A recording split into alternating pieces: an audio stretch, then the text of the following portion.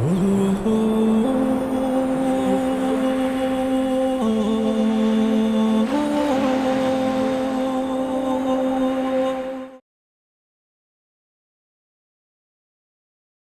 الله الرحمن الرحيم.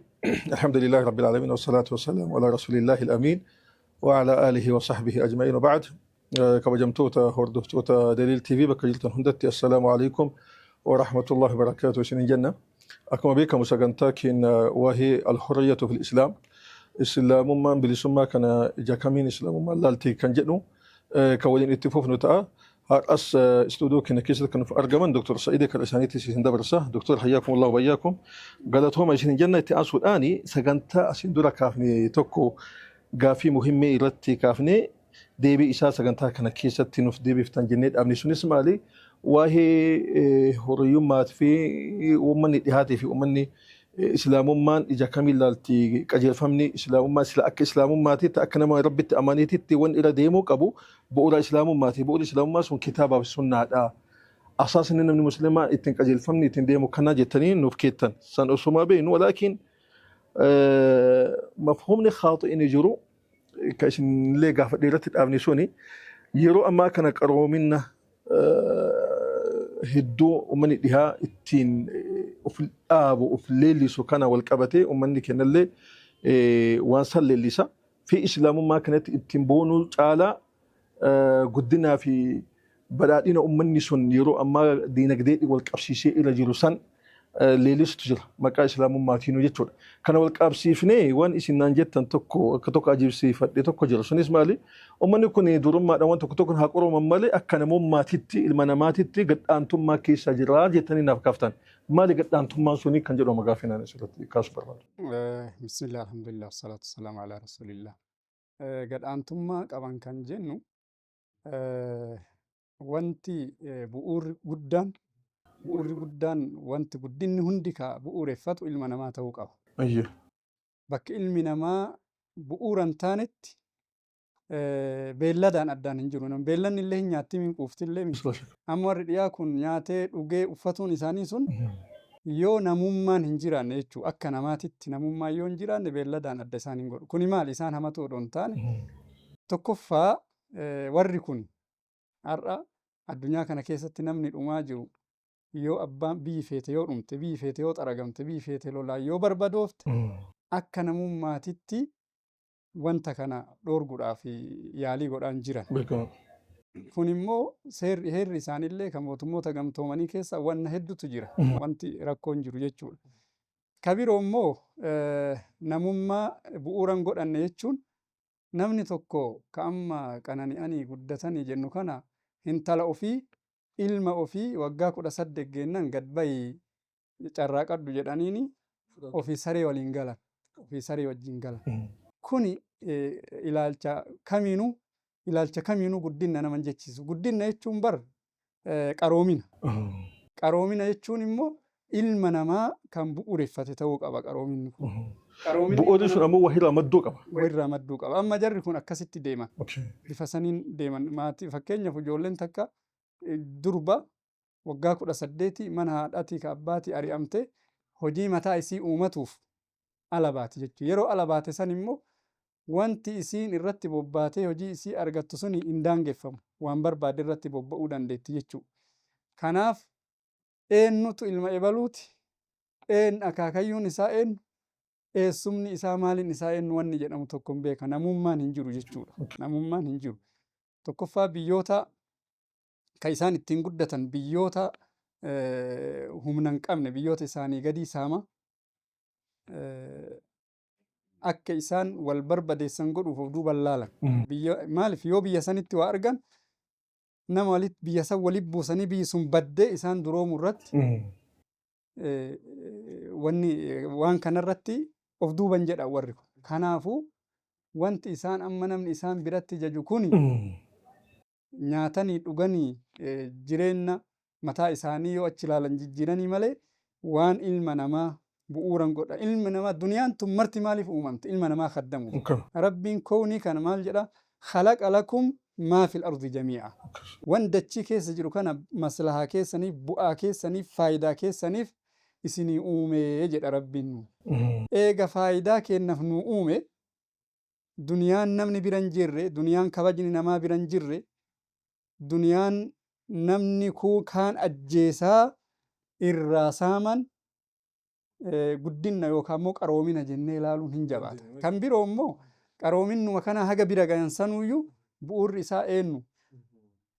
Waan isaanii ta'u fudhatanii waan isaan hin taane dhiisan malee bu'uurri isaa ulamaa'ii islaamarraayi. Fakkeenyaaf waa'ee xibbii yoo fudhatte, waa'ee handisaa yoo fudhatte, waan adda addaa yoo fudhatte taariika seenaa keessatti hin beeytanii hundi isaatu waan biyya islaamatirraa argatanii guddinni kun argatanii itti dalagan malee wanti isaan bara tokko bara dukkanaa keessa turanii bara asraa dalaam ka jennuun san bara dukkanaa bara wal nyaatan bara wal fixan wal xaragan wayii keessa turanii hanga san waan bu'uura ulamaa'iin islaamaa baase argatanii jennaan diqqoo karoora deebi'anii amma immoo humna godhatanii jennaan gara namummaatirra gara nama balleessutitti nama humna hin qabne nama humna qabu sodaata nama humna hin qabne barbadeessutti. Kanaaf bu'uurri qaroomina isaanii kaadha namni jajee mirgi achi jira nama wayittu gaafa wayii riisarchii wayii dhiyeesse waa'ee Ameerikaa irra Ameerikaan qaroomina qabdii jedheen doktortichaan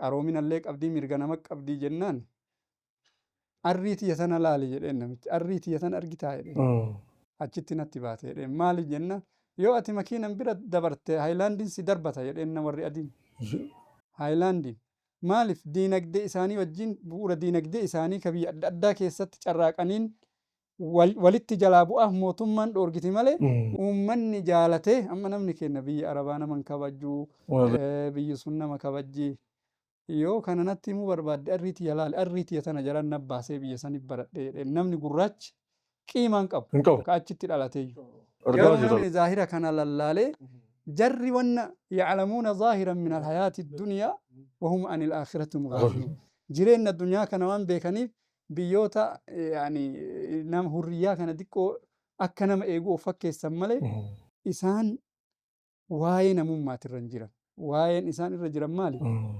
Garma ta'ee guddatu duniyaa tana walitti qabu duniyaa ilma ofii biraa ari'an duniyaa intala ofii biraa ari'an duniyaa haadha warraa ofii yoo isin takkaa lama itti deette biraa baasan qaroominni akkanaa qaroomina jennee hubatuun ija islaamatiin miti kan amma himaa jiru ijuma nama aqlii qabuutiin guddinni hundi isaa ka ilma namaa ilmoo namaa bu'uureffate ta'uu qaba yoo san hin ta'in faayidaa tokkollee hin qabu ka jedhu irraayi.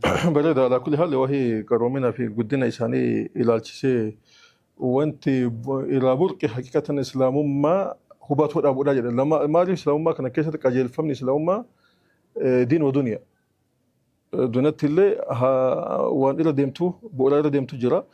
Akhlaaqallee wanni amma uummanni garbii irra guddan darbee akhlaaqa irra guddan namooma hin qabu jechuun akhlaaqa yookaan naamusa sila uumama rabbi kenneef sanirraa dabrutu hedduu argamu. Wanni islaama yeroo ammaa fasaada jedhamee hedduun beekamu keessa biyya keenya keessa illee seenaa irra guddina uummata santu gadhiisuuf waan uummanni san dalaguutu uummata hawaasaa irraa islaamummaa kana irraa baasee uummata san jala akka deemaniif akka isaan lalisaan kan godhe tokko kana inni biraa immoo wanni beekamu qabu akkuma isin jettan kana namni bu'uuruma islaamummaa ofiitu waan isaa beekuun barbaachisaadha kan biraa lalisoo miti. Akka isin jettan kaasin duraa keessatti osoo akka beekan taate islaamummaa hubatanii qoratanii qajeelfama islaamummaatitti deebi'aa jiranii yeroo ammaa kana uummanni dhiyaa akka fakkeenyaatti akka waa'ee baankii keessatti dhalaataa bilisa banuu maskootii dhalaataa bilisa banuun kunu qajeelfamni islaamummaa kun sirrii ta'uu eega hubataniitiin booda waan kana qajeelfama kana itti fayyadamuu qabna waan jedhan hattaan biyya keenya keessatti illee akkanatti baay'ee babal'ateetiin namni irraa fayyadamaa jira jecha kennaa itti aansinee amma wanni itti taru waa'ee anwaa akka huriyyummaan tun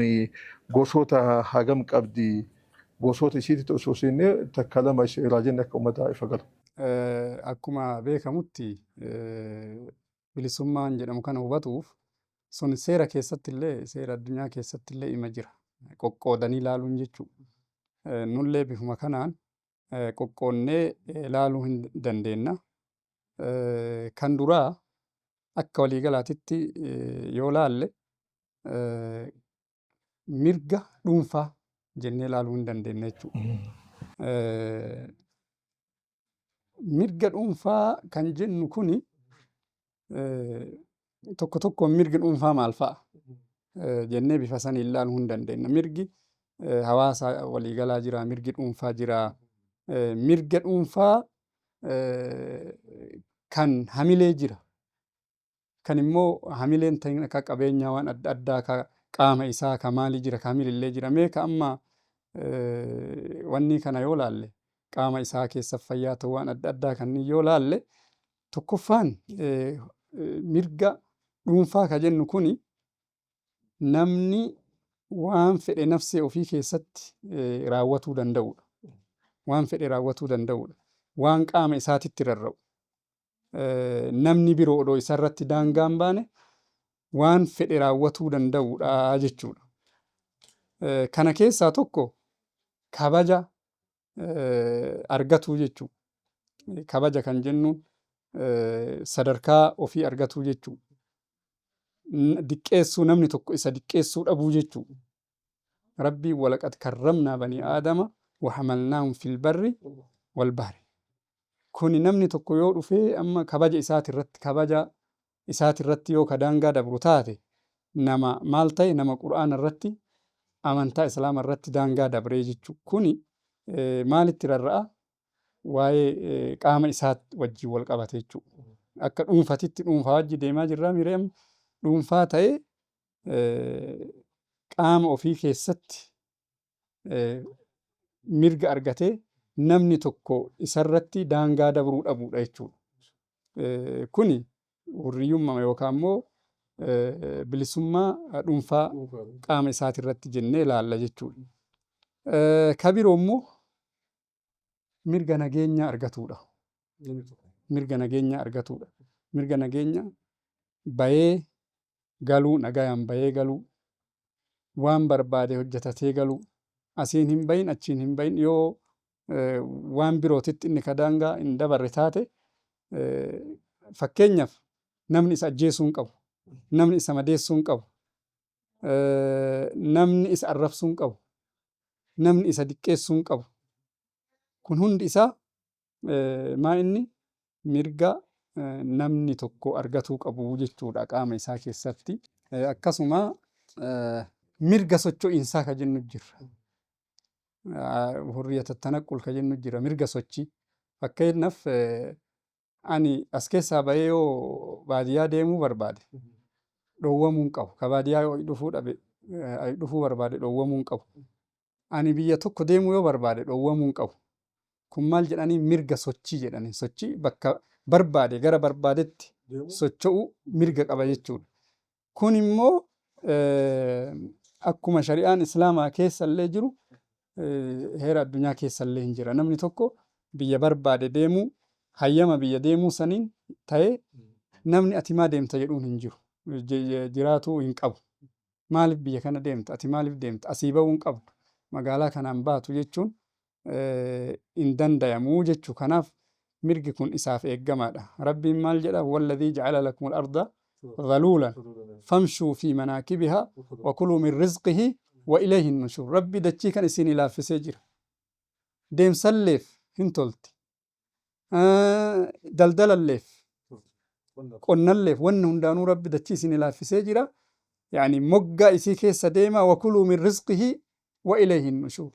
Waan rabbi isin hira nyaadha wa ilayhi nushuur jechuun gara kiyya deebitanii sochii keessan kana keessatti waan hin taane hin raawwatina. Booddeen keessan achi deemtanii as deemtanii gara feetan dhayxanii gara kiyya waan ta'eef jedhee rabbiin ilma namaatii akkaataa isaan socho'an godheef. Garuu yoo rakkoon jiru jiraate ka dhoorganiif rakkoon nageenyaa yoo jiraate dhoorguun hin danda'ama. Rakkoon dhibee biyya san keessa yoo jiraate dhoorguun hin danda'a. Kanaaf rasuulli alayhi salaatu wassalaam ardii rakkoo qabdu tokko dhibee adda addaa keessa jiru tokko yoo keessa jiraattan keessaan bayina. Yoo keessan jiraanne ittiin seeninaa jedhanii rasuulli alayhi salaatu wassalaam dhaamsadhaan maaliif yoo keessa jiraatte dhibee san fuutee maal goota biyya biraa geessita waan taateef achii bahuu hin qabdu. Achumatti rabbi kadhatte jechuu qabda akka rabbi nagaa si baasu. Yoo immoo ittiin seenne taate immoo itti seenuun hin dhoorgama. Yeroo akkanaa kana dhoorguun hin danda'ama jechuudha. Ilma namaa bifa kanaan alatti mirga sochillee qabaatuun dirqama shari'aan islaamaa namaaf mirga kennite jechuudha dirqama. Seera ofii eeggatu qaba. Gama biyya tokko gaafa deemu islaamummaan mirga guutuu kennitee fi gaafa jennu kun namni kun haala seera qabeessummaan deemuu qaba waan jedhamu kaasuu hin dandeenyu. Maaliif akka jedhamu taate kana qolaama jettan kana keessatti rabbiin karaa dachii kee keessa deema fadlii rabbii rizqii rabbii ani isinii qoode barbaada darbuman nun jedhe dhugaadha. Walaakin adeemsa kana keessatti boota amma isin dubbatan kana keessatti hedduun ilma namaa yeroo ammaa kana keessatti karaa seera qofaan osoo ta'an haala seera qabeessa hin taaneen illee biyya tokko daangaa biraa seenutu jira. Rizqii rabbii barbaadatu waan akkanaa fi rakkina adda addaa illee hawaasa keenya irra gahutu jira. Bishaan nyaatamuun, qurxummii nyaatamuun, bineensaan nyaatamuun yookaan biyya itti deeman sanitti illee rakkina adda addaa irra gahuun kunis ni jira. Adeemsa amma jettan kana keessatti bilisummaan isaa hagamtaa koriyyummaan isaa kun seera guutatee dirqama deemuu qabamoo eega deema rabbi nu jedheeti akkaanu akka malee deemuutu irra jira waan jedhamu keessatti maal jettu? Shari'aa Islaamaa keessatti oolawiyyummaa waan jedhan takka jira. Oolawiyyummaa wanni jedhan. Ani yeroo deemu sammaa deema. Qabeenya barbaadami. Qabeenyaaf nafsee wal haa madaalchifnu. Qabeenyaaf nafsee nama wal haa madaalchifnu. Qabeenya argatuu deemu saniifi nafsee karatti baddu san wal madaalchifnee ilaaluu qabna.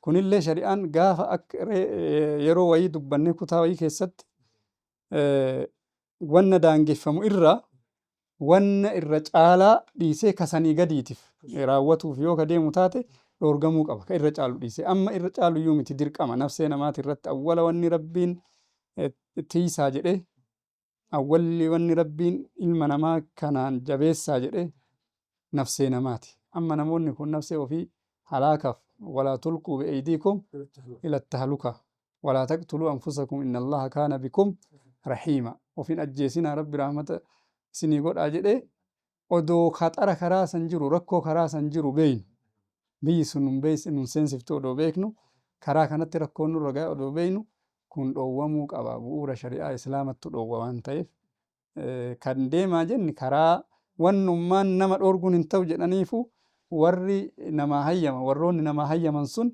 nama waan san haqa godhatuuf laalanii akka hayyamaniif nama waan san haqan godhanne immoo rakkoo kana caalu uumataanan inni uumataan isaa yookaan rakkoo kana caalu keessa bu'ataanan bu'uurri shari'aa islaamaa isaan hayyamtuu jechuu. Shari'aan islaamaa tuni shari'aa seer-dhabdummaa hayyamtuu miti.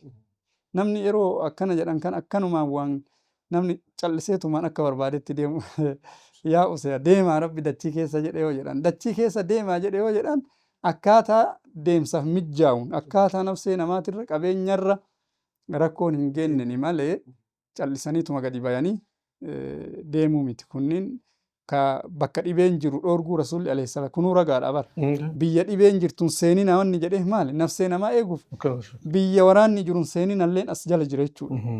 Biyya bishaan jidduu keessanii fi jidduu isii bishaan jirtulleen seenina biyya kararra hattuun warri nama ajjeesu warri qaama namaa gurguratu jiru kararra jiraatuun deemina jechuun asuma jala jira jechuudha. Maaliif bu'uurri nafsee namaati waan taateef. Waliigalatti gaafii amma kaadhumaa kana keessatti silaa islaamummaan heeraaf seera mataa ofii dandeettii san cabsuu hin qabu nama tokko eegaa jettan taate wanni bahuuf silaa rakkinaaf baay'inni hin beeytanii namni bahee hedduullee deemee dalagateellee ofillee hawaasa ofillee jijjiirallee hedduu jira. Asa wal Allah hoo baate yookaan ka du'uu yookaan ammoo baheetuma waan tokkotti bahaa waan jedhamuuf gadadoo biyya ofii keessa jiru sanirraa qolatuudhaaf deema namni. Hosanana waayaa kana hoo ka deemu taate wallaaltuuf shari'a ruqsaa wayii. La ka deemee rakkorra bu'e suni kabiraati. Kabiraa akkuma hin deemne akka deemuun hayyamtu. Ka deemee wayirra bu'e maa deemte jedhee rabbi isa qaxxa'innamoo isa dhiisinnaan sun ilaalcha qalbii isaa keessa yeroo san jirutu adeemsa inni irratti deemetu san murteessa. Garuu nu nama biroo shari'aan deemaa jettee rakkoon hin jiru siiruu fil ardi jettee jennee namni akka rakkoof saaxilamu godhuun hin barbaachisu jechuudha. Barakallahu fiikum inshallah sagantaa asumratti raawwanna galatooma isin jenna jazakumullahu khairan. Kabajamtoota daawwattoota keenya sagantaa har'aaf qabanne kana asumarratti goolabna. Haga sagantaa kanaaf kan wal fakkaatuun torbaan dhufuulitti deebinutti wassalaamu alaikum wa rahmatullahi wa barakaatuh.